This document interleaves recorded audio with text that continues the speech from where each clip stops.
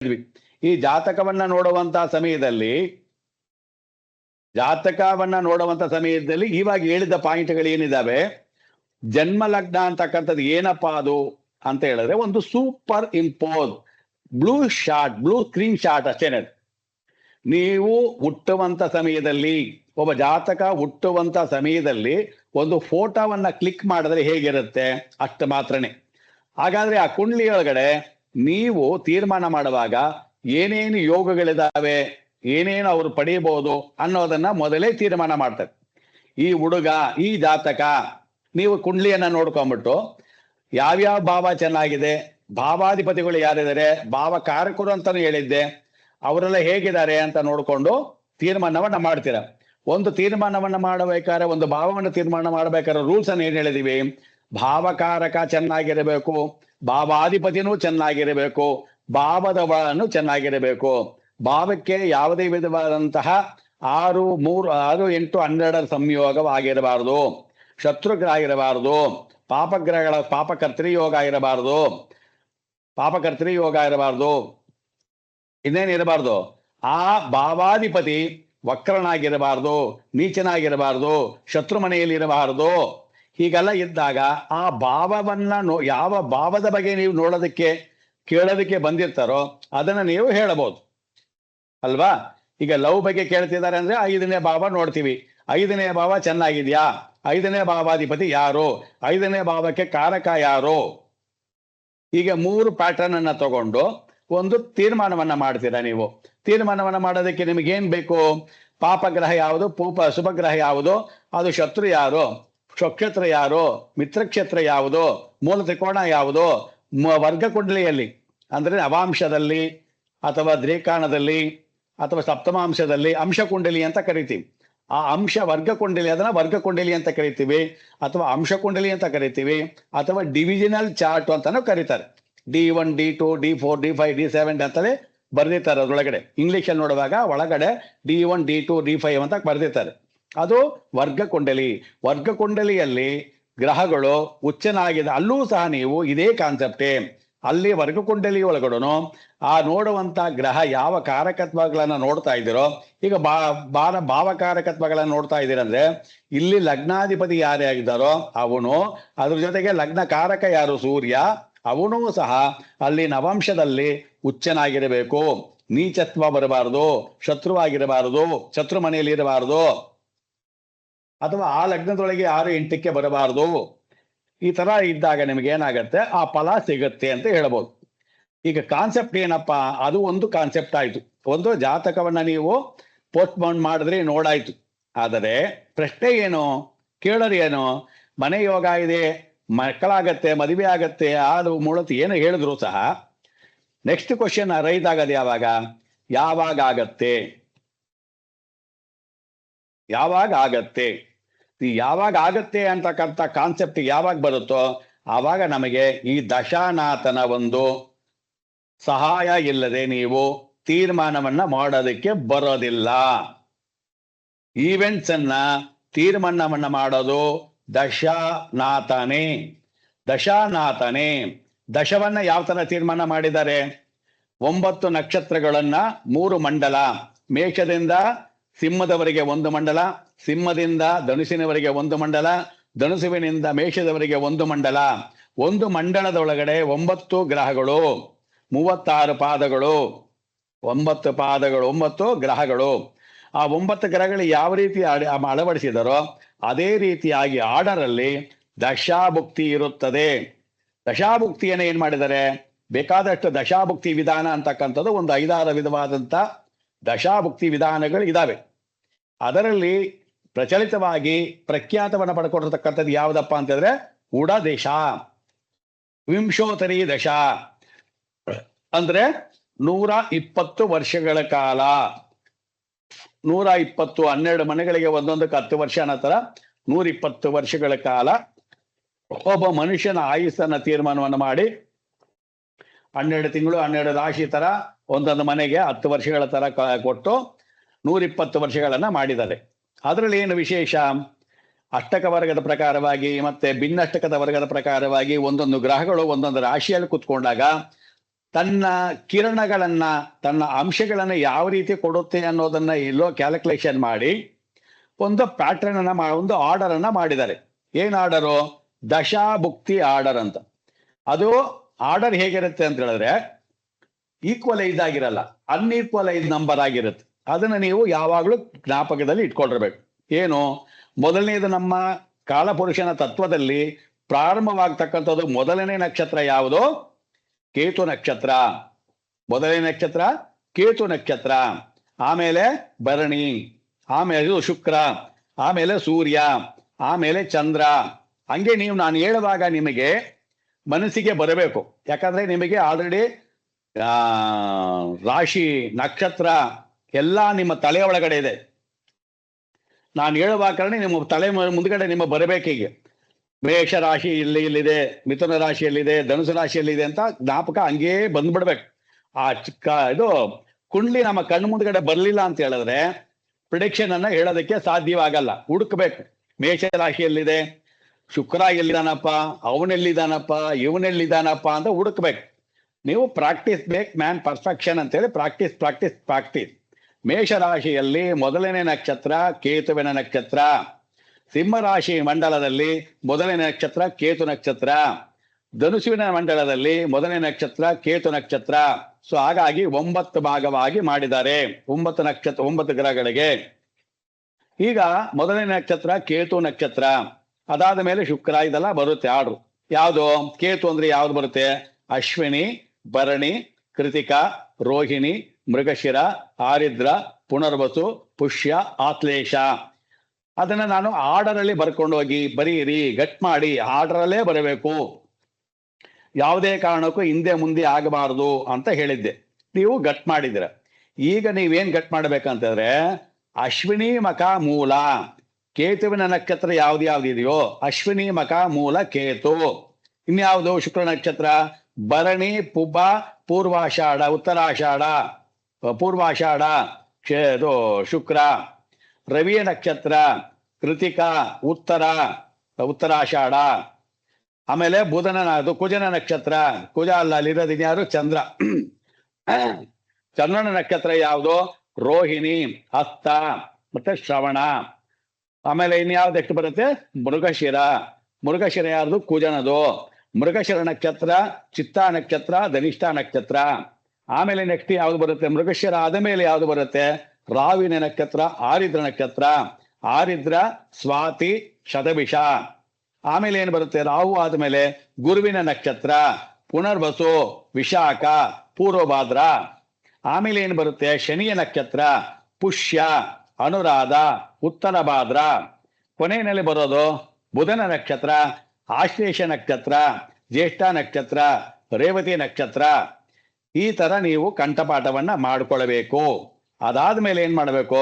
ಅಶ್ವಿನಿ ಮಖ ಮೂಲ 7 ವರ್ಷಗಳು, ಕೇತುವಿನ ನಕ್ಷತ್ರಕ್ಕೆ 7 ವರ್ಷ, ಶುಕ್ರನ ನಕ್ಷತ್ರಕ್ಕೆ 20 ವರ್ಷ. ಮೊನ್ನೆಲ್ಲ ಬರೆಸಿದ್ದೀನಿ. 7 ವರ್ಷ, 20 ವರ್ಷ. ಸೂರ್ಯನ ನಕ್ಷತ್ರ, ಸೂರ್ಯನ ವರ್ಷಗಳು 6 ವರ್ಷ. ಚಂದ್ರನದು 10 ವರ್ಷ. ಕುಜನದು 7 ವರ್ಷ. ರಾಹುದು 18 ವರ್ಷ. ಗುರುವಿದು 16 ವರ್ಷ. ಶನಿ 19 ವರ್ಷ. ಬುಧ 17 ವರ್ಷಗಳು. ಹೀಗೆ ವರ್ಷಗಳನ್ನ ಕೊಟ್ಟಿದ್ದಾರೆ.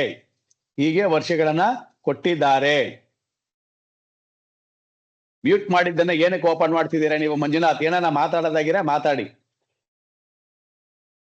ಮ್ಯೂಟ್ ಮಾಡಿರ್ತೀನಿ, ಮತ್ತೆ ಓಪನ್ ಮಾಡ್ಕೊಂಡು ಕೂತ್ಕೊಂಡಿರ್ತಾರೆ ಎಲ್ಲಾರು. ಇಲ್ಲ, ಏನಾದ್ರು ಮಾತಾಡೋದಾಗಿರ ಓಪನ್ ಮಾಡಿ ಮಾತಾಡಿ.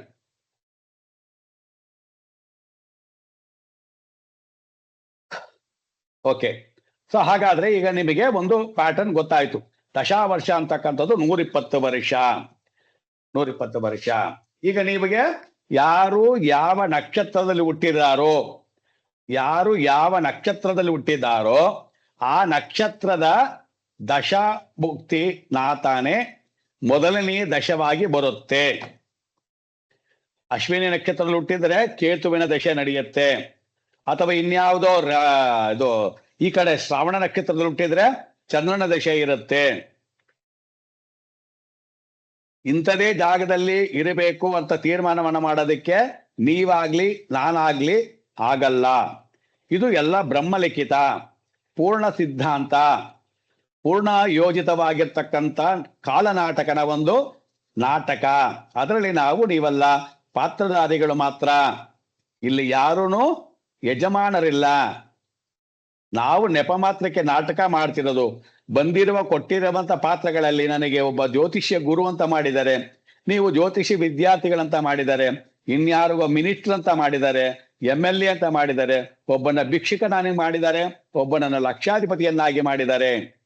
ಇದು ಕಾಲನಾಟಕನ ವಿಚಿತ್ರವಾದಂತ ವಿಷಯ. ನೀವು ಆಧ್ಯಾತ್ಮಿಕ ಚಿಂತಕರಾಗಿ ನಿಂತುಕೊಂಡು ಯೋಚನೆ ಮಾಡಿದಾಗ ನಿಮಗೆ ಅರಿವಾಗಬೇಕು. ಯಾಕೆ ಈ ಪ್ರಪಂಚ ಹೇಗೆ ಹುಟ್ಟುತ್ತೆ ಅಂತ ಹೇಳಿದೀವಿ.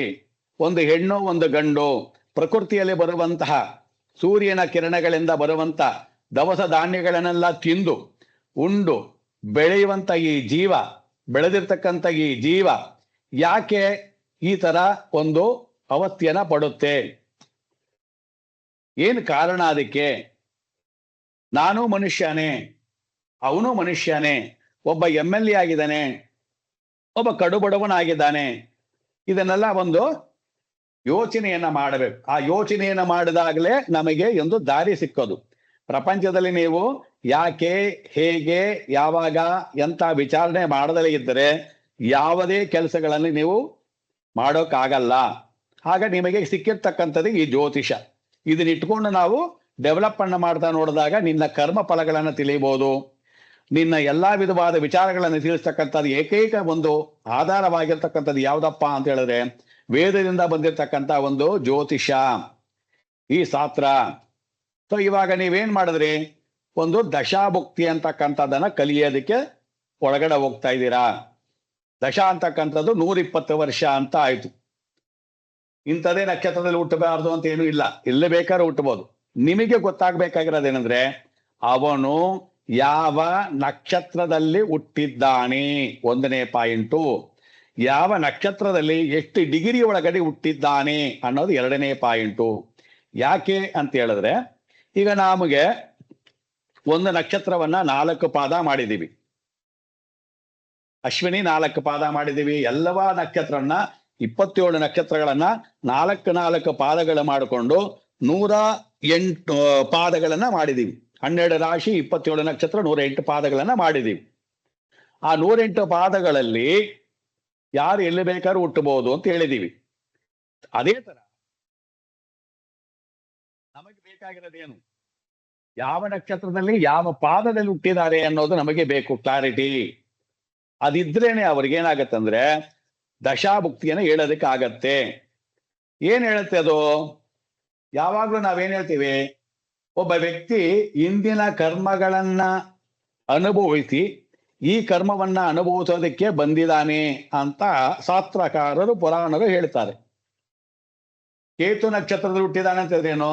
ಕೇತುವಿನ ಕರ್ಮ, ಕೇತುವಿನ ನಕ್ಷತ್ರವನ್ನ ಅನುಭವಿಸೋದಕ್ಕೆ ಬಂದಿದ್ದಾನೆ. ಅದರೊಳಗೆ ಅವನು 1ನೇ ಪಾದದಲ್ಲಿ ಹುಟ್ಟಿದ್ನ, 2ನೇ ಪಾದದಲ್ಲಿ ಹುಟ್ಟಿದ್ನ, 4ನೇ ಪಾದದಲ್ಲಿ ಹುಟ್ಟಿದ್ನ. ಯಾಕೆಂದ್ರೆ ಈಗ ನಾನು ಹೇಳಿದ ವ್ಯಾಲ್ಯೂ 7 ವರ್ಷ, 10 ವರ್ಷ, 12 ವರ್ಷ, 120 ವರ್ಷ ಅಂತ ಹೇಳಿದ್ನಲ್ಲ, ಇದೆಲ್ಲ ಏನ್ ಕೊಟ್ಟಿದ್ದಾರೆ? ಒಂದು ನಕ್ಷತ್ರಕ್ಕೆ ಕೊಟ್ಟಿರ್ತಕ್ಕಂಥ ವರ್ಷಗಳೇ. ಅಂದ್ರೆ ಕೇತುವಿಗೆ 7 ವರ್ಷ. ಕೇತು ಅಂತಕ್ಕಂಥ ನಕ್ಷತ್ರ ಯಾವುದು? ಅಶ್ವಿನಿ ಮಖ ಮೂಲ. ಆ ನಕ್ಷತ್ರದ ವ್ಯಾಪ್ತಿ ಎಷ್ಟು? 13 ಡಿಗ್ರಿ 20 ನಿಮಿಷ. ಆ 13 ಡಿಗ್ರಿ 20 ನಿಮಿಷಕ್ಕೆ 7 ವರ್ಷ, 13 ಡಿಗ್ರಿ 20 ನಿಮಿಷಕ್ಕೆ 6 ವರ್ಷ, 13 ಡಿಗ್ರಿ 20 ನಿಮಿಷಕ್ಕೆ 20 ವರ್ಷ ಅಂತ ಕೊಟ್ಟಿರೋದು.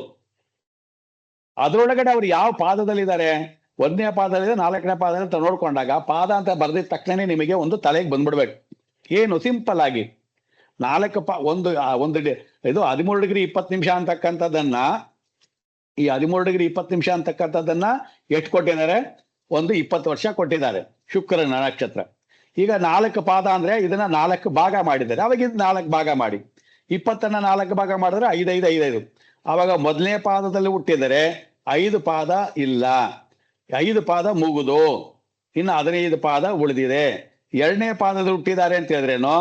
ಮಾತೃ ಗರ್ಭದಲ್ಲಿ ಅವರು ಹುಟ್ಟುವಂತ ಮೊದಲೇನೆ ತನ್ನ ಮಾತೃ ಗರ್ಭದಲ್ಲಿ 2 ಪಾದಗಳನ್ನ ಮುಗಿಸಿ, 1ನೇ ಪಾದ ಮುಗಿಸಿ 2ನೇ ಪಾದದಲ್ಲಿ ಸಂಚಾರ ಮಾಡ್ತಿದ್ದಾರೆ. ಅಂದ್ರೆ ಒಂದನೇ ಪಾದ 5 ವರ್ಷ ಮುಗಿದು ಇನ್ನ ಬ್ಯಾಲೆನ್ಸ್ 15 ವರ್ಷ ಇದೆ. 3ನೇ ಪಾದ ಮುಗಿದೋಗಿ 4ನೇ ಪಾದದಲ್ಲಿ ಇದೆ ಅಂತ ಹೇಳಿದ್ರೆ ಏನರ್ಥ? 4ನೇ ಪಾದದಲ್ಲಿ ಒಂದು ಮಗು ಹುಟ್ಟಿದೆ ಅಂತ ಹೇಳಿದ್ರೆ 3 ಪಾದಗಳನ್ನ ಮುಗಿಸಿ 4ನೇ ಪಾದದಲ್ಲಿ ಇದ್ದಾರೆ. ಆವಾಗ ಭರಣಿ ನಕ್ಷತ್ರದಲ್ಲಿ ಹುಟ್ಟಿದ್ದಾರೆ, 4ನೇ ಪಾದದಲ್ಲಿದ್ದಾರೆ ಅಂದ್ರೆ ನಿಮಗೆ ಅರ್ಥವಾಗಬೇಕಾಗಿರೋದು ಮೊದಲನೇ 5 ವರ್ಷ, 2ನೇ 5 ವರ್ಷ, 3ನೇ 5 ವರ್ಷ ಮುಗಿಸಿ 4ನೇ ಪಾದ ಅಂತಕ್ಕಂಥದ್ದು ಕೊನೆಯ 5 ವರ್ಷಗಳ ಕಾಲ ಇದೆ. ಅದನ್ನೇ ನಿಮಗೆ ಪಂಚಾಂಗದಲ್ಲಿ ಜಾತಕದಲ್ಲಿ ಬರೆಯುವಾಗ ಬಾಕಿ ದಶ ಅಂತ ಬರೆದಿರ್ತಾರೆ. ಶುಕ್ರ ದಶ ಬಾಕಿ ದಶ ಅಂತ ಬರೆದಿರ್ತಾರೆ. ಕೆಲವು ಪುಸ್ತಕದಲ್ಲಿ ಕೆಲವು ಜಾತಕದಲ್ಲಿ ಏನ್ ಬರೆದಿರ್ತಾರೆ, ಗರ್ಭ ಗತ ಅಂತಾನು ಬರೆದಿರ್ತಾರೆ. ಕೆಲವು ಒಂದೊಂದು ತರ ಮಾತೃ ಗರ್ಭದಲ್ಲಿ ಗತವಾಗಿರ್ತಕ್ಕಂಥದ್ದನ್ನ ಬರೆದರೆ ನೀವೇನ್ ಮಾಡ್ಬೇಕಾಗತ್ತೆ, ಆ ಶುಕ್ರ ದಿಶೆಯಲ್ಲಿ ಮಾತೃಗರ್ಭದಲ್ಲಿ ಎಷ್ಟು ಗತವಾಗಿದೆ ಅಂತ ತಿಳ್ಕೊಂಡು ಉಳಿದಿದ್ದನ್ನ ಬಾಕಿ ದಶವನ್ನ ಬರೀಬೇಕು. ಒಂದ್ ಕೆಲಸ. ಕೆಲವು ಆಪಗಳಲ್ಲಿ ಏನ್ ಮಾಡ್ತಾರೆ, ಡೈರೆಕ್ಟ್ ಆಗಿ ಅವರೇ ಕ್ಯಾಲ್ಕುಲೇಷನ್ ಮಾಡಿ ಬಾಕಿ ದಶ ಅಂತ ಬರೆದಿರ್ತಾರೆ. ಅವಾಗ ನಿಮಗೇನು ನೋಡಿದ ತಕ್ಷಣ ಈ ಬಾಕಿ ದಶ ಇದೆ, ಓಕೆ ಶುಕ್ರ ದಶ ಇದೆ. ಈಗ ಇದನ್ನ ನೋಡ್ಕೊಂಡು ಹೋಗೋದು ಹೇಗೆ? ಅದೇ ಆರ್ಡರ್ ಅಲ್ಲೇ ನೋಡ್ಕೊಂಡ್ ಬರಬೇಕು. ಜಂಪ್ ಮಾಡಿ ನೋಡಬಾರ್ದು. ಯಾವ ತರ ನೋಡಬೇಕು? ನಿಮಗೆ ನಕ್ಷತ್ರದ ಆರ್ಡರ್ ಇದೆಯಲ್ಲ ಆ ತರ ಅಲ್ಲ.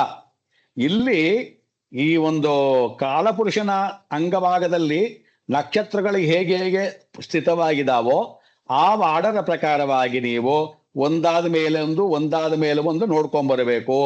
ಅವಾಗ ಶುಕ್ರ ಆದ್ಮೇಲೆ ನೆಕ್ಸ್ಟ್ ಯಾರು? ಕೃತಿಕಾ, ಸೂರ್ಯ ಆದ್ಮೇಲೆ ಚಂದ್ರ ಆದ್ಮೇಲೆ ಬುಧಾನು, ಚಂದ್ರ ಆದ್ಮೇಲೆ ಕುಜಾನು ಅಂತ ನೋಡ್ಕೊಂಡ್ ಬರ್ಬೇಕು. ಆವಾಗ ನಿಮಗೇನಾಗತ್ತೆ, ವಯಸ್ಸು ಗೊತ್ತಾಗತ್ತೆ. ಸಪೋಸ್ ಇವಾಗ 1 ವರ್ಷ ಒಂದು ಮಗು ಹುಟ್ಟಿದೆ, 4ನೇ ಪಾದದಲ್ಲಿ ಇದೆ ಅಂತ ಹೇಳಿದಾಗ ನಾವ್ ಹೇಳಿದ್ವಿ 5 ವರ್ಷ ಶುಕ್ರ ದಶೆ ಇದೆ ಅಂತ ಹೇಳಿದ್ವಿ. ಅವಾಗ ನಿಮಗೇನಾಗತ್ತೆ, ಇವತ್ತು 2025ಕ್ಕೆ ಹುಟ್ಟಿದೆ ಅಂತ ಹೇಳಿದ್ರೆ ಇವತ್ತಿನಿಂದ 5 ವರ್ಷಗಳ ಕಾಲ ಅದು ಶುಕ್ರ ದಶೆ ಇರುತ್ತೆ. ಸೊ 30 ವರ್ಷಕ್ಕೆ ಶುಕ್ರ ದಶೆ ಅಂತ್ಯವಾಗುತ್ತದೆ, ಶುಕ್ರ ದಶೆ ಮುಗಿಯುತ್ತದೆ. 25ರ ನಂತರ ಕೃತಿಕಾ ನಕ್ಷತ್ರ ರವಿ ದಶೆ ಸ್ಟಾರ್ಟ್ ಆಗುತ್ತದೆ. ರವಿ ದಶ ಎಷ್ಟು ದಿವಸ? 2030ರಿಂದ 36ರವರೆಗೆ ರವಿ ದಶೆ.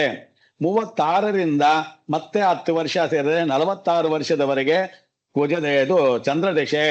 46ರಿಂದ ಮತ್ತೆ 7 ವರ್ಷಗಳ ಕಾಲ 46 ಮತ್ತು 7 ಅಂದ್ರೆ 53 ವರ್ಷಗಳ ಕಾಲ 53ನೇ ಇಸ್ವಿಯವರೆಗೆ ಮಂಗಳ ದಶೆ ನಡೀತಾ ಇರುತ್ತೆ. ಅಲ್ಲಿಂದ ಮಂಗಳ ದಶೆ ಆದ್ಮೇಲೆ 18 ವರ್ಷ ಸೇರಿಸಿದ್ರೆ ರಾಹು ದಶೆ ನಡೀತಾ ಇರ್ತದೆ. ಈಗ ನೀವು ನೋಡ್ಕೊಂಡು ಹೋಗ್ತಾ ಇರ್ಬೇಕಾದ್ರೆ ನಿಮಗೆ ಒಂದು ನಾಲೆಜ್ ಬರ್ತಾ ಇರುತ್ತೆ, ಯಾವ್ಯಾವ ವಯಸ್ಸು ಬರುವುದು. ಅಲ್ಲಿಂದ 10 ವರ್ಷ, 20 ವರ್ಷ, 30 ವರ್ಷ ಬಂದಾಗ ಆ ದಶಾಭುಕ್ತಿ ಕಾಲದಲ್ಲಿ, ಆ ಕಾಲಘಟ್ಟದಲ್ಲಿ ಆ ಒಂದು ಭಾವ ಅಧಿಪತಿಗಳಾಗಿರ್ತಕ್ಕಂಥ ದಶಾಜಾತರು ಆ ವಯಸ್ಸಿಗೆ ತಕ್ಕ ಹಾಗೆ ಏನನ್ನ ಕೊಡಬೇಕು ಅದನ್ನ ಕೊಡ್ತಾ ಇರ್ತಾರೆ. ಈಗ 7ನೇ ಮನೆ ದಶೆ ನಡೀತಾ ಇದೆ, 7ನೇ ಮನೆ ದಶಾಧಿಪತಿ ನಡೀತಾ ಇದೆ. ಉದಾಹರಣೆಗೆ ಇವರಿಗೆ ತಗೊಳ್ಳಿ, ಯಾರಿಗೆ? ಮೇಷಲಗ್ನಕ್ಕೆ ಅಂತ ಮಾತಾಡ್ತಿದ್ವಿ, ಮೇಷರಾಶಿಗೆ ಅಂತ ಮಾತಾಡ್ತಿದ್ವಿ. ಒಬ್ರು ಭರಣಿ ನಕ್ಷತ್ರದಲ್ಲಿ ಹುಟ್ಟಿರ್ತಾರೆ, ಅಥವಾ ಕೃತಿಕಾ ನಕ್ಷತ್ರದಲ್ಲಿ ಹುಟ್ಟಿರ್ಬೋದು, ಅಥವಾ ನಿಮಗೆ ಯಾವುದೋ ಕೇತು ನಕ್ಷತ್ರದಲ್ಲಿ ಹುಟ್ಟಿರ್ಬೋದು. ಓಕೆ, ಅವರಿಗೆ 20 ವರ್ಷ ಬಂದಿದೆ ಅಂತ ತಕ್ಷಣ 15ನೇ ವರ್ಷದೊಳಗಡೆ ದಶಾಭುಕ್ತಿ ಶುಕ್ರ ದಶೆ ಮುಗಿತಾ ಇದೆ. ಅವಾಗ ಅದು 2 ಮತ್ತು 7ನೇ ದಶೆನ ಇಂಡಿಕೇಟ್ ಮಾಡ್ತಾ ಇದೆ ಅಂತ ತಕ್ಷಣ ಇವರು ಮದುವೆ ಮಾಡ್ಕೊಳ್ತಾರೆ ಅಂತ ಹೇಳಕ್ಕಾಗತ್ತಾ? ಅದಕ್ಕೆ ನಿಮಗೆ ಕಾಲಜ್ಞಾನ ಇರಬೇಕು. ಏನ್ ಕಾಲಜ್ಞಾನ? ವಯೋಜ್ಞಾನ. ಯಾವ ವಯಸ್ಸಿಗೆ ಏನು ಕೇಳಬೇಕು, ಏನ್ ನಡೀಬೇಕು, ಏನ್ ಮಾಡಬೇಕು, ಏನ್ ಮಾಡ್ತಿರ್ಬೇಕು ಅನ್ನೋ ಕಾಲಜ್ಞಾನ ಇರಬೇಕು. ಸಾಮಾನ್ಯ ಪ್ರಜ್ಞೆ ಇರಬೇಕು ನಿಮಗೆ. ತಕ್ಷಣ ಹೇಳಿದ್ದನ್ನ ಕಂಡಿದ್ದ ತಕ್ಷಣ ಹೇಳ್ಬಿಡೋದಲ್ಲ. ಶುಕ್ರ ದಶೆ ಅಂತಕ್ಕಂಥದ್ದಲ್ಲ ಒಳ್ಳೇದು ಅಂತ ಹೇಳ್ಬಿಡೋದಲ್ಲ. 7ನೇ ಮನೆ ದಶೆ ನಡೀತಾ ಇದ್ದಾರೆ ಮದುವೆ ಆಗ್ಬಿಡುತ್ತೆ ಅಂತ ಹೇಳೋದಲ್ಲ. ಅವನ ವಯಸ್ಸನ್ನ ನೋಡಬೇಕು. 12 ವರ್ಷ ಹುಡುಗನಿಗೆ 7ನೇ ಮಹಾದಶೆ ನಡೀತಾ ಇದೆ ಅಂತ ಹೇಳಿದ್ರೆ ಏನ್ ಮದ್ವೆ ಮಾಡ್ಕೊಂತಾನೆ ಅಂತ ಹೇಳೋದ ನಾವು? ತಪ್ಪಾಗತ್ತೆ. ಅವಾಗ ನಾವು ಏನ್ ಹೇಳ್ಬೋದು? 12ನೇ ವರ್ಷ ಅಂತಕ್ಕಂಥದ್ದೇನು, ಇವಾಗ 12ನೇ ದಶೆಗೆ 7ನೇ ಮನೆಯ ಕಾರಕತ್ವಗಳೇನಿದೆಯೋ ಅದನ್ನ ನೀವು ಹೇಳಬಹುದು. ಹೊಸ ಸ್ನೇಹಿತರುಗಳನ್ನ ಸೇರಬಹುದು, ಹೊಸ ಮಾಸ್ಟರ್ಗಳನ್ನ ನೋಡಬಹುದು, ಹೊಸ ಜಾಗಕ್ಕೆ ಹೋಗಬಹುದು ಅಂತ ಹೇಳ್ಬೋದು. ಅಂದ್ರೆ ವಯಸ್ಸು ಅನ್ನೋದನ್ನ ದಶಾಭುಕ್ತಿಯನ್ನ ನೋಡ್ಕೊಂಡಾಗ ನಿಮಗೆ ಇದು ಏನೋ ಕಮ್ಮಿ ಆಗ್ತಾ ಬರುತ್ತೆ, ನಮ್ಮ ಟೆನ್ಷನ್ ಕಡಿಮೆ ಆಗ್ತಾ ಬರುತ್ತೆ. ಯಾವುದನ್ನು ಹೇಳಬೇಕು ಅನ್ನೋದನ್ನ ನಾವು ಫೋಕಸ್ ಮಾಡಬಹುದು. ಓಕೆ, ಸೊ ಇದಿಷ್ಟು ನಿಮಗೆ ದಶಾಕಾಲ ಅಂತಕ್ಕಂಥ ಒಂದು ಪಾಠದ ವಿಚಾರ ಸರಳವಾಗಿ ಹೇಳಿದೀನಿ. ಇದನ್ನ ಇಟ್ಟುಕೊಂಡು ನೀವು ಇಷ್ಟು ದಿವಸ ಮಾಡಿದ ಪಾಠದಲ್ಲಿ ಇಟ್ಕೊಂಡು ನೀವು ಲಗ್ನದಲ್ಲಿ ಯಾವ ಭಾವದಲ್ಲಿದ್ರೆ ಏನ್ ಫಲ ಅಂತ ಕೊಡ್ತಾರೆ ಅಂತ ಹೇಳಿದ್ದೆ ನಾನು. ಜೊತೆಗೆ ನೀವು ನಿಮ್ಮ ಕುಂಡಲಿಗಳಲ್ಲಿ ನಿಮಗೆ ಸಿಗುವ ಕುಂಡಲಿಗಳಲ್ಲಿ ಲಗ್ನಾಧಿಪತಿ ಎಲ್ಲಿದ್ದಾನೆ ಅಂತ ನೋಡ್ಕೊಂಡು ಬರೀರಿ, ನೋಡ್ರಿ ಅಂತ ಹೇಳಿದೆ. ಈಗ ದಶಾನಾಥ ಎಲ್ಲಿದ್ರೆ ಅಂತ ಹೇಳಿದಿವಿ. ಅದರೊಳಗಡೆ ಏನ್ ಮಾಡಿದ್ದಾರೆ ಅವರು, 20 ವರ್ಷ ದಶಾನಾಥ ಅಂತ ಹೇಳಿದ್ವಿ, 16 ವರ್ಷ ದಶಾನಾಥ ಅಂತ ಹೇಳಿದ್ವಿ. ಈಗ ಅವನು ಶುಭನಾಗಿದ್ರೆ 16 ವರ್ಷ ಶುಭ ಕೊಡಬೇಕು, ಅವನು ಪಾಪಿಯಾಗಿದ್ರೆ 16 ವರ್ಷ ಕೆಟ್ಟ ಫಲಗಳನ್ನು ಕೊಡಬೇಕು. ಇದು ಸಾಧ್ಯನಾ? ಇದು ಸಾಧ್ಯ ಇಲ್ಲ. ಹಾಗೇನು ಮಾಡಿದ್ರು, ಮತ್ತೆ ಆ ಒಂದು ದಶಾ ಒಳಗಡೆ ಅದನ್ನು ಮತ್ತೆ ಡಿವೈಡ್ ಮಾಡಿದ್ರು. ಅದನ್ನ ಅದೇ ತರ 20 ವರ್ಷಗಳನ್ನ ಡಿವೈಡ್ ಮಾಡಿದ್ರು. ಆ 120 ವರ್ಷಗಳನ್ನ ಡಿವೈಡ್ ಮಾಡಿದ್ರು. ಒಂದು ದಶಾ ಒಳಗಡೆ ಈ 9 ಗ್ರಹಗಳ ಪಾತ್ರವು ಬರೋ ತರ ಮಾಡಿದ್ರು. 9 ಗ್ರಹಗಳ ಪಾತ್ರವನ್ನ ಬರುತ್ತೆ. ಅದನ್ನ ಹೇಗೆ ಕಂಡುಹಿಡಿಯೋದು ಅಂತ ಫಸ್ಟ್ ನೋಡ್ಕೊಂಡು, ಅದರ ಪಾತ್ರ ಅದೇನೆ, ಸೇಮ್ ಅದೇ ಪಾತ್ರನೇ. ಆ ದಶಾನಾಥ ಭುಕ್ತಿನಾಥ ಅಂತಕ್ಕಂಥದ್ದು ನೋಡೋದನ್ನ ನಾವು ಹೇಳ್ತೀವಿ ಹೆಂಗ್ ನೋಡ್ಬೇಕು ಅಂತ, ಆಯ್ತಾ? ನಿಮಗೆ ಗೊತ್ತಾಗ್ಬೇಕಾಗಿರೋದು 3 ಗೊತ್ತಾದ್ರೆ ಸಾಕು, 3 ಹಂತ. ಇದ್ರೊಳಗೆ 5 ಹಂತವನ್ನ ಇಟ್ಟಿದ್ದಾರೆ. ಏನು? ಒಂದು ದಶಾನಾಥ, ಒಂದು ಭುಕ್ತಿನಾಥ, ಒಂದು ಅಂತರ್ಭುಕ್ತಿನಾಥ, ಒಂದು ಸೂಕ್ಷ್ಮ ಭುಕ್ತಿನಾಥ, ಇನ್ನೊಂದು ಪ್ರಾಣಭುಕ್ತಿನಾಥ ಅಂತ 5 ಹಂತಗಳನ್ನ ಇಟ್ಟಿದ್ದಾರೆ. ಸೂಕ್ಷ್ಮ ಭುಕ್ತಿನಾಥ ಅಂತಕ್ಕಂಥದ್ದು 3.5 ಗಂಟೆಗಳಲ್ಲಿ ನಡೆಯುವಂತ ಕೆಲಸಗಳನ್ನ ಹೇಳುವಂಥದ್ದು. ಪರಾಶರದಲ್ಲಿ ಏನಪ್ಪಾ ಅಂದ್ರೆ, ಒಂದು ಈವೆಂಟ್ ಅನ್ನ ಕಂಡುಹಿಡಿಯಬೇಕು ಅಂತಂದ್ರೆ ದಶಾನಾಥನೇ ಮೇನ್ ರೋಲ್. ದಶಾನಾಥ ಇಲ್ದರೆ ಕಂಡುಹಿಡಿಯಕ್ಕೆ ಗೊತ್ತಿಲ್ಲ, ಅವನ ವಿಷಯ ಗೊತ್ತಿಲ್ಲ, ಅವನ ರೂಲ್ಸ್ ಗೊತ್ತಿಲ್ಲ ಅಂತ ಹೇಳಿದ್ರೆ ಇದು ಬೇರೆ ನೀವು ಹೇಳ್ಕೊಂಡು ಕೂತ್ಕೊಂಡಿರ್ಬೋದೇ ಹೋಯ್ತು. ಯಾವಾಗ ಅಂತ ಕೇಳಿದಾಗ ನಿಮ್ಗೆ ಹೇಳಕ್ಕಾಗಲ್ಲ. ಅದಕ್ಕೆ ನೀವಿಗೆ ಗೊತ್ತಾಗ್ಬೇಕಾಗಿರೋದು ಇಷ್ಟು: ದಶಾನಾಥ ಯಾರು, ಭುಕ್ತಿನಾಥ ಯಾರು, ಅಂತರ್ಭುಕ್ತಿನಾಥ ಯಾರು, ಸೂಕ್ಷ್ಮ ಭುಕ್ತಿನಾಥ ಯಾರು, ಪ್ರಾಣಭುಕ್ತಿನಾಥ ಯಾರು. ಮೊದಲು 3 ಹಂತಗಳನ್ನ ಕಲ್ತ್ಕೊಳ್ಳಿ, ಆಮೇಲೆ 2 ಹಂತಗಳು ನಿಮಗೆ ಆಟೋಮೆಟಿಕ್ ಆಗಿ ಬರುತ್ತೆ. ಸೂಕ್ಷ್ಮನಾಥ ಅಂದ್ರೆ ಏನು? ಈಗ ಈ ಒಂದು 3.5 ಗಂಟೆಗಳಲ್ಲಿ ನಮಗೆ ಏನು ನಡೆಯಬಹುದು, ಏನ್ ನಡೆಯುತ್ತೆ ಅನ್ನೋದನ್ನ ಹೇಳುತ್ತೆ. ನೋಡು, ಅದಕ್ಕೂ ಒಂದು ತಾಳೆಯನ್ನ ಮಾಡಿದ್ದಾರೆ. ಎಲ್ಲದಕ್ಕೂ ಯಾವ್ದೋ ಒಂಥರ ತಾಳೆಯನ್ನ ಮಾಡಿದ್ರೆ ನಿಮಗೆಲ್ಲ ಒಂದು ಜ್ಞಾಪಕ ಇರಲಿ. ಈ ನಮ್ಮಲ್ಲಿ ಸೂರ್ಯನಾಡಿ ಮತ್ತೆ ಚಂದ್ರನಾಡಿ ಅಂತಕ್ಕಂಥದ್ದು ಸಂಚಾರ ಮಾಡುತ್ತೆ ಅನ್ನೋದು ಎಲ್ರಿಗೂ ಗೊತ್ತಿದೆ. ಸೂರ್ಯನಾಡಿ ಅಂದ್ರೆ ಸೂರ್ಯನ ಉಷ್ಣ, ಸೂರ್ಯನ ಇದು ಅಂತ ಗೊತ್ತು. ಚಂದ್ರನಾಡಿ ಅಂತ ಹೇಳಿದ್ರೆ ಎಡಗಡೆ ಇರತಕ್ಕಂಥದ್ದು ಚಂದ್ರ ಅಂತದ್ದು ಗೊತ್ತು. ಅದನ್ನು ಹೇಗೆ ಹೇಳಿದರೆ ಇಲ್ಲಿ, ಪ್ರತಿ 3.5 ನಿಮಿಷಗಳಿಗೆ 3.5 ಗಂಟೆಗಳಿಗೆ ಒಂದು ಸಾರ್ತಿ ನಮ್ಮ ಉಸಿರಾಟ ವ್ಯತ್ಯಾಸ ಬರುತ್ತೆ. ನೀವು ಬೇಕಾದ್ರೆ ಇವಾಗ ಚೆಕ್ ಮಾಡಿ ನೋಡಿ, 2 ಮೂಗಿನಲ್ಲಿ ಸಮನಾಗಿ ಗಾಳಿ ಬರ್ತಾ ಇದೆಯಾ ಇಲ್ವಾ ಅಂತ ಚೆಕ್ ಮಾಡಿ. ಎಷ್ಟೇ ನೀವು ನೋಡಿದ್ರು 2 ಸಮನಾಗಿ ಬರೋದಕ್ಕೆ ಸಾಧ್ಯವೇ ಇಲ್ಲ. ಎಲ್ಲೋ ಒಂದು 0.5 ಆದ್ರೂ ಡಿಫ್ರೆನ್ಸ್ ಇದ್ದೇ ಇರುತ್ತೆ. ಇದನ್ನಿಟ್ಕೊಂಡೆ ಎಷ್ಟೋ ಜನ ನಾವು ಪ್ರಶ್ನಾಶಾಸ್ತ್ರದಲ್ಲಿ ಕೇಳುವಂತ ಪ್ರಶ್ನೆಗಳಿಗೆ ಉತ್ತರವನ್ನ ಕೊಡ್ತಾ ಇದ್ರು, ಕೊಡಬಹುದು. ಒಬ್ಬ ಪ್ರಶ್ನೆ ಕೇಳ್ತಿದ್ದಾನೆ, ಒಬ್ಬ ಗಂಡು ಬಂದು ಪ್ರಶ್ನೆಯನ್ನ ಕೇಳ್ತಿದ್ದಾನೆ, ಸ್ವಾಮಿ ನನಗೆ ಮದುವೆ ಆಗತ್ತಾ ಅಂತ ಸೆಂಟ್ರಲ್ ನಿಂತ್ಕೊಂಡು ಕೇಳ್ತಿದ್ದಾನೆ. ಅಂದ್ರೆ ನನ್ನ ಎದುರುಗಡೆ ನಿಂತ್ಕೊಂಡು ಕೇಳ್ತಿದ್ದಾನೆ. ಈಗ ನನಗೆ ಬಲಗಡೆ ಶ್ವಾಸ ಏನಾದರೂ ಚೆನ್ನಾಗಿದ್ದು ಎಡಗಡೆ ಶ್ವಾಸ ಕಡಿಮೆ ಆಗಿದೆ ಅಂದಾಗ ನೀನು ಕೇಳಿದ ಕೆಲಸ ಆಗತ್ತೆ ಅಂತ ಹೇಳ್ಬೋದು. ಅರ್ಥವಾಯ್ತಾ? ಸೊ ಎಡಗಡೆ ಆಡ್ತಾ ಇದ್ರೆ ಆಗಲ್ಲ ಅಂದ್ರೆ ಪ್ರಶ್ನೆಯ ಮೇಲೆ ಅದನ್ನ ತೀರ್ಮಾನವನ್ನ ಮಾಡಬೇಕಾಗತ್ತೆ. ಅದಕ್ಕೆ ಶ್ವಾಸ ಪ್ರಶ್ನಾಶಾಸ್ತ್ರ ಅಂತ ಅದು. ಉಸಿರನ್ನ ಅದರೊಳಗೆ ಡಿವೈಡ್ ಮಾಡಿದ್ದಾರೆ. ಪ್ಲಸ್ ಎಲ್ಲಿಗೆ ಬರಬೇಕು ಅಂತ, ಇಲ್ಲಿಂದ ಇಲ್ಲಿದ್ರೆ ಭೂತತ್ವ, ಇಲ್ಲಿಂದ ಇಲ್ಲಿಗೆ 6 ಇಂಚ್ ಕೆಳಗಡೆ ಇದ್ರೆ ಇದು ಭೂತತ್ವ. ಆಮೇಲೆ ಕೆಳಗಡೆಯಿಂದ 18 ಇಲ್ಲಿಗೆ ಬಂದ್ರೆ ಒಕ್ಕುಳವರೆಗೆ ಬಂದ್ರೆ ಆಕಾಶ ತತ್ವ. ಆಮೇಲೆ ಅದಕ್ಕಿಂತ ಸ್ವಲ್ಪ ಮೇಲ್ಗಡೆ ಬಂದ್ರೆ ವಾಯು ತತ್ವ, ಜಲತತ್ವ, ಅಗ್ನಿ ತತ್ವ, ಪೃಥ್ವಿ ತತ್ವ ಅಂತ ಮಾಡಿದ್ದಾರೆ. ಆ ಶ್ವಾಸಕೋಶಗಳು ನಮಗೆ ಹೇಗೆ ಹೋಗುತ್ತೋ ಹಾಗೆ. ಕೆಲವರು ಪ್ರಶ್ನೆ ಕೇಳ್ತಾರೆ ಅಂತ ಇಟ್ಕೊಳ್ಳಿ, ನೀವು ಯಾವ್ದೋ ಒಂದು ಸಡನ್ ಆಗಿ ಎಲ್ಲೋ ಹೋಗ್ತಾ ಇರ್ತೀರಾ, ಸ್ವಾಮಿ ಈ ಕೆಲಸ ಆಗುತ್ತಾ ಇಲ್ವಾ ನನಗೆ ಹೇಳ್ಬೇಕು ಸ್ವಲ್ಪ ಅರ್ಜೆಂಟು ಅಂತ ಹೇಳ್ತೀರಾ. ನೀವು ಯಾವ ಜಾತಕನೂ ನೋಡಬೇಡಿ, ಯಾವ ಲಗ್ನನೂ ನೋಡಬೇಡಿ, ಏನು ನೋಡಬೇಡಿ. ಒಂದ್ ತಾತಿ ಉಸಿರನ್ನ ತಗೊಂಡು ಅಂತ ಬಿಟ್ಟಾಗ, ಇವಾಗ ನೋಡಿ, ನನಗೆ ಬಲಗಡೆ ಭಾಗ ಚೆನ್ನಾಗಿ ಬರ್ತಾ ಇದೆ, ಎಡಗಡೆ ಭಾಗ ಕಡಿಮೆ ಬರ್ತಾ ಇದೆ. ಇನ್ನೊಂದು 3 ಗಂಟೆ ಆದ್ಮೇಲೆ ಏನಾಗತ್ತೆ, ನನಗೆ ಎಡಗಡೆ ಚೆನ್ನಾಗಿ ಬರ್ಬೋದು, ಬಲಗಡೆ ಕಮ್ಮಿ ಆಗ್ಬೋದು. ಅದು ಡಿಪೆಂಡ್ ಅಪ್ ಆರೋಗ್ಯದ ಮೇಲೆ.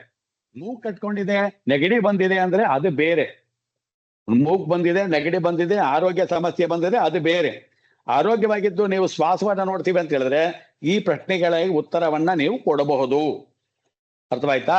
ಸೊ ಅದನ್ನೇ ನಾವು ಅಲ್ಲಿ ಏನ್ ಹೇಳಿದಾರೆ, ಇಲ್ಲಿ ಪ್ರಾಣಭುಕ್ತಿ ಅಂತ ಕೊಟ್ಟಿರೋದು, ಪ್ರಾಣಭುಕ್ತಿ ಅಂತಕ್ಕಂಥದ್ದು. ಸೊ ಇವಾಗ ನೀವು ಅದನ್ನ ಹೆಂಗ್ ಕಂಡುಹಿಡಿಯಬೇಕು ಅಂತ ನೋಡೋಣ.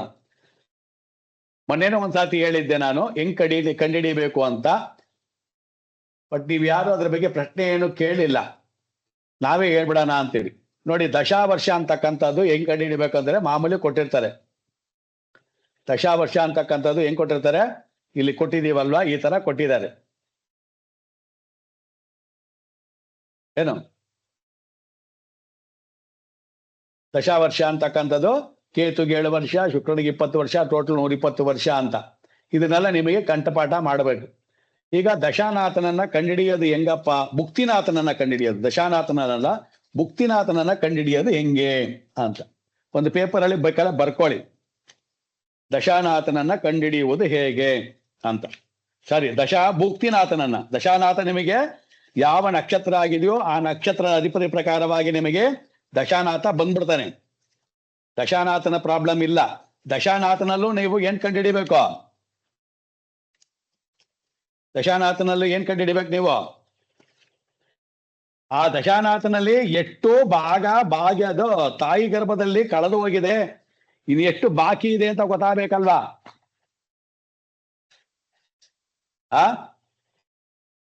ಕರೆಕ್ಟ್. ನೋಡಿ, ಈಗ ಶುಕ್ರ ದಶೆನೇ ತಗೊಂಡ್ಬಿಡೋಣ. ಶುಕ್ರ ದಶೆ ಅಂತಕ್ಕಂಥದ್ದು ಎಷ್ಟು ವರ್ಷ? 20 ವರ್ಷ. ಯಾವ್ಯಾವ ನಕ್ಷತ್ರ ಇದು? ಭರಣಿ, ಆಮೇಲೆ ಮಖ, ಆಮೇಲೆ ಇದು. ಓಕೆ, ಸೊ ಇದು 20 ವರ್ಷ. ಇವಾಗ ಈ ನಕ್ಷತ್ರ ನಮಗೆ ಕರೆಕ್ಟ್ ಆಗಿ 13 ಡಿಗ್ರಿ 20 ನಿಮಿಷ ಇದ್ದಾಗ ಮಾತ್ರನೇ ನಮಗೆ 20 ವರ್ಷ ಆಗೋದು. ಅದೇನಾದ್ರೂ ಚೇಂಜ್ ಆಗ್ತಾ ಬಂದ್ರೆ ಏನಾಗುತ್ತೆ ನಿಮಗೆ? ಇದು ಚೇಂಜ್ ಆಗ್ತಾ ಬರುತ್ತೆ. ಇದು 1ನೇ ಪಾದ ಅಂತ ಹೇಳಿದ್ರೆ 5 ವರ್ಷ, 2ನೇ ಪಾದ ಅಂತಕ್ಕಂಥದ್ದು 10 ವರ್ಷ, 3ನೇ ಪಾದ ಅಂದ್ರೆ 15 ವರ್ಷ, 4ನೇ ಪಾದ ಅಂದ್ರೆ 20 ವರ್ಷ. ಇವಾಗ 4ನೇ ಪಾದದಲ್ಲಿ ಹುಟ್ಟಿದ್ದಾರೆ ಅಂತ ಹೇಳಿದ್ರೆ ನಾವೇನ್ ಹೇಳಬೇಕು? ಇದು ಇಷ್ಟು ಮಾತೃ ಗರ್ಭ ಗತವಾಗಿರೋದು. ಸೊ ಇದನ್ನ ಅನುಭವಿಸಿದ್ದಾರೆ ಅವರು ಅಂತ ಅರ್ಥ. ನೀವು ತುಂಬಾ ಚೆನ್ನಾಗಿ ಅರ್ಥ ಮಾಡ್ಕೊಂಡ್ರಿ ಅಂತ ಹೇಳಿದ್ರೆ ಇದಿಷ್ಟನ್ನ ಅವರು ಒಳಗಡೆ ಅನುಭವಿಸಿ ಬಂದಿದ್ದಾರೆ ಅಂತಾನು ಹೇಳ್ಬೋದು. ಕೆಲವರೆಲ್ಲ ಕೇಳಬಹುದು, ನಾನು ಹಿಂದಿನ ಜನ್ಮದಲ್ಲಿ ಏನಾಗಿದ್ದೆ ಸ್ವಲ್ಪ ನೋಡಿ ಸರ್ ನನಗೆ ಅಂತ ಹೇಳಿದಾಗ, ಈ ಮಾತೃಗರ್ಭದಲ್ಲಿ ಎಷ್ಟು ಗತಿಸಿ ಹೋಗಿದ್ದಾರೆ ಅನ್ನೋದನ್ನ ಏನಾದ್ರೂ ಸೂಕ್ಷ್ಮವಾಗಿ ಇಡ್ಕೊಂಡ್ರಿ ಅಂತ ಹೇಳಿದ್ರೆ ಅಲ್ಲಿಂದ ಮತ್ತೆ ಲಗ್ನಕ್ಕೆ ಅದು ಎಷ್ಟು ಇದು ಅಂತ ಹಿಂದ್ಗಡೆ ಲಗ್ನವನ್ನ ಹಿಂದ್ಗಡೆ ಹಾಕೊಂಡು ಹೋದ್ರೆ ನೀವು ಹೇಳ್ಬೋದು. ಸೊ ಅದೆಲ್ಲ ಆಮೇಲೆ ನೋಡೋಣ. ಓಕೆ, ಆ ಲೆವೆಲ್ಗೆಲ್ಲ ಹೋದಾಗ ನೋಡೋಣ. ಇವಾಗ ನೀವು ತಿಳ್ಕೊಳ್ಬೇಕಾಗಿರೋದು ಭುಕ್ತಿನಾಥನನ್ನ ಕಂಡುಹಿಡಿತಕ್ಕಂಥದ್ದು ಹೇಗೆ ಅಂತ. ಭುಕ್ತಿನಾಥ ಕ್ಯಾಲ್ಕುಲೇಟರ್ ತಗೊಳ್ಳಿ. ಭುಕ್ತಿನಾಥನನ್ನ ಕಂಡುಹಿಡಿಬೇಕು ಅಂತಂದ್ರೆ ಇವಾಗ ಏನ್ ಹೇಳ್ಕೊಟ್ಟಿವಿ ನಾವು? 6 × 6 = ಎಷ್ಟಿದು? 36. ಇದು ತಗೊಂಡ್ರ ಏನೋ ನಿಮ್ಮ ವಾಸ್ತು ಇದು ಪಂಚಾಂಗ ತಗೊಳ್ಳಿ. ಪಂಚಾಂಗ ತಗೊಂಡು ಪಂಚಾಂಗದ 96ನೇ ಪೇಜು ಅಥವಾ 100ನೇ ಪೇಜ್ ಎಲ್ಲ ನೋಡಿ. ಪಂಚಾಂಗದಲ್ಲಿ 96ನೇ ಪೇಜಲ್ಲಿ ಕೊಟ್ಟಿರ್ತಾರೆ ನಿಮ್ಮ ದಶಾ ಎಷ್ಟು, ಭುಕ್ತಿ ಎಷ್ಟು ಅಂತೇಳಿ ಅಲ್ಲಿ ಒಂದು ಮೆನ್ಷನ್ ಅನ್ನ ಮಾಡಿದ್ದಾರೆ. ನೀವು ಕೇಳ್ಬೋದು, ಅದೇ ಕೊಟ್ಟಿರ್ತಾರಲ್ಲ ಸುಮ್ಮನೆ ಯಾಕೆ ಸರ್ ನಾನು ತಲೆ ತಿಂತೀರಾ ಅಂತ. ಬಟ್ ಇದು ಒಬ್ಬ ಜ್ಯೋತಿಷಿ ಆಗ್ತಕ್ಕಂಥವನಿಗೆ ಗಣಿತ ಶಾಸ್ತ್ರಜ್ಞನ ಆಗಿರ್ಲೇಬೇಕು. ಒಬ್ಬ ಶಾಸ್ತ್ರಜ್ಞ ಅನ್ಬೇಕಾದ್ರೆ ಅವನಿಗೆ ಗಣಿತ ಶಾಸ್ತ್ರಜ್ಞ ಆಗ್ದಲೇ ಇದ್ರೆ ಆಗೋದಿಲ್ಲ. ಓಕೆ, ಇದನ್ನ ಮೊನ್ನೆನೂ ಒಂದ್ಸತಿ ಹೇಳ್ಕೊಟ್ಟೆ ನಾನು, ಇವಾಗ್ಲೂ ಒಂದ್ಸತಿ ನಾನು ಹೇಳ್ಕೊಟ್ಬಿಡ್ತೀನಿ. ಭುಕ್ತಿನಾಥ ಮತ್ತೆ ಇದನ್ನೇನ್ ಮಾಡ್ತಾರೆ, ಫಸ್ಟ್ ಈ 3 ಈ ಕಡೆ ಇಟ್ಕೊಂಡು ಈ ಕಡೆ ಇರ್ತಕ್ಕಂಥ ಸಿಂಗಲ್ ಡಿಜಿಟ್ ಅನ್ನ 6 ಏನ್ ಮಾಡ್ತಾರೆ ಇಂಟು 3 ಇಸ್ ಈಕ್ವಲ್ ಟು 18. ಇದನ್ನ ಡೇ ತಿಂಗಳು, ಇದು ತಿಂಗಳು, ಅವಾಗ 3 ತಿಂಗಳು 18 ದಿನ. ಹೀಗೆ ಒಂದು ರೂಲ್ಸ್ ಇದೆ. ಎರಡನೇ ಭುಕ್ತಿ ಯಾವುದು? ಅವಾಗ ಕೇತು ಭುಕ್ತಿನ ಇದು ಯಾವ್ದು ಭುಕ್ತಿ? ಇದು ಸೂರ್ಯ ಭುಕ್ತಿಯನ್ನ ಬರ್ದಿದೀವಿ. ಸೂರ್ಯ ಭುಕ್ತಿ ಆದ್ಮೇಲೆ ಯಾವ್ದು ಭುಕ್ತಿ ಬರಬೇಕು? ಸೂರ್ಯ ಪ್ಲಸ್ ಚಂದ್ರ. ಅವಾಗ Surya into 6, Chandra is equal to 10 is equal to 60. So ಅವಾಗ ಇಲ್ಲಿ 0 ಇದೆ ಇರೋದ್ರಿಂದ, ಲಾಸ್ಟ್ ಇರೋದ್ರಿಂದ ಎಷ್ಟು 6 ತಿಂಗಳಂತ ಬರೀಬೋದಾ? 6 ತಿಂಗಳು. ಓಕೆ, ನೆಕ್ಸ್ಟ್ ಯಾವುದು?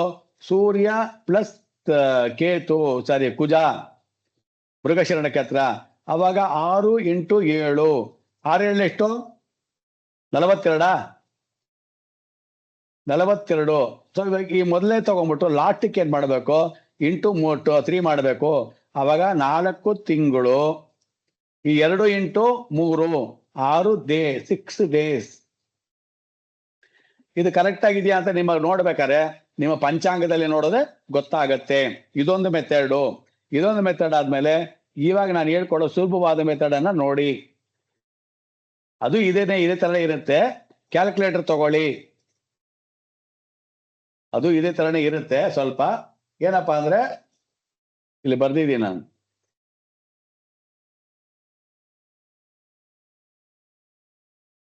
ಕಾಣ್ತಾ ಇದೆಯಲ್ಲ ಬೋರ್ಡು ನೋಡಿ. ಭುಕ್ತಿ ದಶಾನಾಥ, ಭುಕ್ತಿನಾಥ ಇಂಟು ದಶಾನಾಥ ಇಂಟು ಭುಕ್ತಿನಾಥ ಇಂಟು 3. ದಶಾನಾಥ ಇಂಟು ಭುಕ್ತಿನಾಥ ಇಂಟು 3 ಅಂದ್ರೇನು ನೋಡಿ. ದಶಾನಾಥ 6, ಭುಕ್ತಿನಾಥ 6 is equal to 36. 36 into 3 is equal to ಎಷ್ಟು ದಿವಸ? 108 ಬಂತು. 108 30 ಭಾಗ 30 ಡೇಗೆ ಮಾಡಿದ್ರೆ ಎಷ್ಟು ಬರುತ್ತೆ? 3 ತಿಂಗಳು 18 ದಿನ. 3 ತಿಂಗಳು 18 ದಿನ. ಇದಕ್ಕೆ ಚಂದ್ರನ ನೋಡ್ಬೇಕಾರೆ 6 into 10 is equal to 60 into 3 ಎಷ್ಟಾಯ್ತು? 3 6 12, 120. 120 ಅಂತ ಹೇಳಿದ್ರೆ ಡಿವೈಡೆಡ್ ಬೈ 30 ಎಷ್ಟು ತಿಂಗಳಾಯ್ತು? 6 ತಿಂಗಳು. ಅದೇ ತರ ಶುಕ್ರ, ಇದು ಸೂರ್ಯ ಇಂಟು ಕೇತು ಕುಜ, 6 7 42 ಇಂಟು 3 ಎಷ್ಟಾಯ್ತು? 3 2 6, 3 4 12, 126 ಡಿವೈಡೆಡ್ ಬೈ 30. ಅವಾಗ ಎಷ್ಟಾಯ್ತು? 3 ತಿಂಗಳ 4 ತಿಂಗಳ? 4 ತಿಂಗಳು ಮೈನಸ್ 6 ದಿವಸ. ಅವಾಗಲೇ ಮಾಡಿದ್ದು ಒಂದು ಮೆಥಡ್ ಹೇಳ್ಕೊಟ್ಟೆ. ಇವಾಗ ಹೇಳ್ಕೊಟ್ಟಿದ್ದು ಇದು ಹೊಸ ಮೆಥಡ್ ಹೇಳ್ಕೊಟ್ಟಿದ್ದೀನಿ. ಇದು ಈಸಿ ಮೆಥಡು. ಎಲ್ಲ ಈಸಿ ಮೆಥಡೇನೆ. ನಿಮಗೇನು ಯಾವ್ದು ಕಷ್ಟವಾದ ಮೆಥಡ್ ಏನಿಲ್ಲ. ತಲೆಯಲ್ಲಿ ನಿಮಗೆ ಯಾವ್ದು ಬೇಕೋ ಅದನ್ನ ಇಟ್ಕೊಳ್ಳಿ. ನಮ್ಮ ಕೆಲಸ ಏನು ಹೇಳ್ಕೊಡೋದು. ಯಾವ್ದು ಬೇಕಾದ್ರೆ ನೀವು ಆರಿಸ್ಕೊಳ್ಬೋದು. ನಿಮಗೆ ಯಾವ್ದು ಈಸಿ ಅನ್ನುತ್ತೋ ಅದನ್ನ ಆರಿಸ್ಕೊಳ್ಬಹುದು. ಇದು ಏನ್ ಹೇಳಿದ್ದು? ಇದನ್ನ ಭುಕ್ತಿನಾಥನನ್ನ ಕಂಡುಹಿಡಿಯತಕ್ಕಂಥದ್ದು ಅಂತ. ಈಗ ಅಂತರ್ಭುಕ್ತಿಯನ್ನ ಕಂಡುಹಿಡಿಯೋದು ಹೇಗೆ? ಅದಕ್ಕೂ ಇಷ್ಟೇ ಸಿಂಪಲ್. ಏನು? ದಶಾನಾಥ, ಭುಕ್ತಿನಾಥ, ಅಂತರ್ನಾಥ. ದಶಾನಾಥ ಇಂಟು ಭುಕ್ತಿನಾಥ ಇಂಟು ಅಂತರ್ನಾಥ ಡಿವೈಡೆಡ್ ಬೈ 40 ಅಂತ ರೂಲ್ಸ್ ಬರ್ಕೊಂಬಿಡಿ. ದಶಾನಾಥನ ದಶ ಅಂತಕ್ಕಂಥದ್ದು 120 ವರ್ಷ. ಭುಕ್ತಿನಾಥನನ್ನ ಕಂಡುಹಿಡಿಬೇಕಾದ್ರೆ ದಶಾನಾಥ ಇಂಟು ಭುಕ್ತಿನಾಥ ಇಂಟು 3 ಡಿವೈಡೆಡ್ ಬೈ 30 ಅಂತ ಮಾಡ್ಕೊಳ್ಳಿ. ಅಂತರ್ಭುಕ್ತಿಯನ್ನ ಕಂಡುಹಿಡಿಬೇಕಾದ್ರೆ ದಶಾನಾಥ ಇಂಟು ಭುಕ್ತಿನಾಥ ಇಂಟು ಅಂತರ್ಭುಕ್ತಿನಾಥ ಡಿವೈಡೆಡ್ ಬೈ 40. ಅವಾಗ ನಿಮಗೆ ಆ ಒಂದು ಯಾವ ಗ್ರಹದ ನೋಡ್ತಿರೋ ಆ ಗ್ರಹದ ಅಂತರ್ಭುಕ್ತಿಯನ್ನ ನೀವು ನೋಡಬಹುದು. ಇವಾಗ ಯಾವ ದಶಾನ ಬೇಕಾದ್ರೆ ಹೇಳ್ಕೊಳ್ಳಿ ನೀವು. ಈಗ ನಾನು ಆವಾಗ್ಲಿಂದ ಬೇರೆ ಸೂರ್ಯ ದಶೆನೇ ಹೇಳ್ತಾ ಇದ್ದೀನಲ್ವಾ. ಸೂರ್ಯ ದಶೆ ಅಂದ್ರೆ ಮೊದಲನೇ ದಶೆ, ಅದಕ್ಕೋಸ್ಕರ ಸೂರ್ಯ ದಶೆ ಹೇಳ್ತಾ ಇದ್ದೀನಿ. ಓಕೆ, ಸೂರ್ಯ ದಶದಲ್ಲಿ ಸೂರ್ಯನ ಭುಕ್ತಿ ಎಷ್ಟಿರುತ್ತೆ? ಸೂರ್ಯ ದಶೆಯಲ್ಲಿ ಸೂರ್ಯ ಭುಕ್ತಿ ಕ್ಯಾಲ್ಕುಲೇಟರ್ ತಗೊಂಡು ಮಾಡಿ. ಕ್ಯಾಲ್ಕುಲೇಟರ್ ತಗೊಂಡು ಎಷ್ಟು ಬರುತ್ತಿದೋ? 216 ಬರುತ್ತೆ. 216 divided by 40 is equal to 5.4 days ಅಂತ ಬರುತ್ತೆ. 5.4 ಡೇಸ್ ಅಂತ ಬರುತ್ತೆ. 5.4 ಡೇಸ್ ಅಂದ್ರೆ ಏನು? ಒಂದು ದಿನಕ್ಕೆ ಎಷ್ಟು ಗಂಟೆಗಳಾವಾಗ? ಇದು 25.4 ಅನ್ನ 0.4 ಇಂಟು 12 ಮಾಡಿ, ಇದು 24 ಮಾಡಿ, 0.4 ಇಂಟು 24 ಮಾಡಿ, ಅದನ್ನ ಗಂಟೆ ಅಂತ ಬರ್ಕೊಳ್ಳಿ, ಗಂಟೆ ಅಂತ ಬರ್ಕೊಳ್ಳಿ. ಅದೇ ತರ ಇವಾಗ ದಶಾನಾಥ, ಭುಕ್ತಿನಾಥ, ಅಂತರ್ನಾಥನ ನೋಡ್ಬೇಕು ಅಂತ ಹೇಳಿದಾಗ ದಶಾನಾಥ ಸೂರ್ಯ, ಭುಕ್ತಿನಾಥ ಸೂರ್ಯ, ಅಂತರ್ನಾಥ ಚಂದ್ರ, ಹಿಂಗೆ. ಅವಾಗ 6 36 ಇಂಟು 10 ಎಷ್ಟಾಯ್ತು? 360 ಡಿವೈಡೆಡ್ ಬೈ 40. 40 ಎಷ್ಟರೊಳಗೆ ಹೋಗತ್ತಿದೆ? 49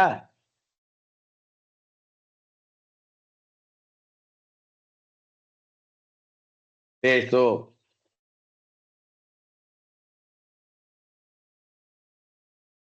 ಯಾರಿಗ ಅರ್ಥವಾಗಿಲ್ಲ ಕೇಳಿ ಇವಾಗ ಪ್ರಶ್ನೆನ.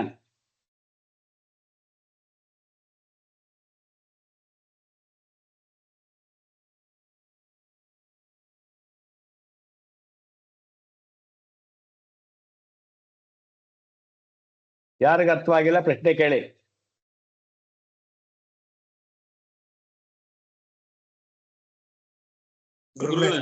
ಹೇಳಿ ಗುರುಗಳೇ.